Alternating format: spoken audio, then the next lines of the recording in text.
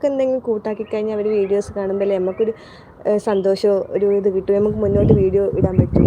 ഇത് കൂട്ടാക്കാണ്ട് വെറുതെ ലൈവിൽ വന്നിട്ട് കമൻറ്റും വെറുതെ തോന്നിയ ദിവസം വിളിച്ച് പറയുകയും ചെയ്യുന്നവരോട് നമുക്കൊന്നും താല്പര്യം ഉണ്ടാവില്ലല്ലോ. അതുകൊണ്ട് തന്നെ സബ് ഓൺലി ആക്കി വെച്ചത്. അത് കുറ്റം പറയാനാണെങ്കിൽ കുറേ കുറ്റം ആൾക്കാർ കണ്ടെത്തും.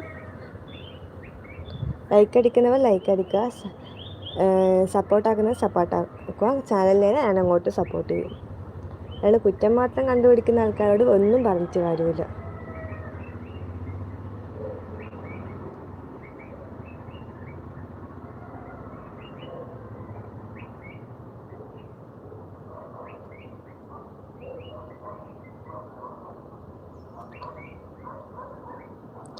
ഞങ്ങളെപ്പോലെ തുടക്കക്കാർക്ക് പലതും നേരിടേണ്ടി വരും, നമുക്കറിയാം. നമ്മൾ ലൈവെല്ലാം ചെയ്യുന്ന ഓരോ സമയം കുട്ടികളെ ഉറക്കിയിട്ടും കുട്ടികളെ ഭക്ഷണം ഇങ്ങനെയെല്ലാം കൊടുത്തിട്ടല്ല ഓരോ വീഡിയോസും കഷ്ടപ്പെട്ടിട്ട് തന്നെ ചെയ്യുന്നത്, അത്രയും കഷ്ടപ്പെട്ടിട്ടാണ്.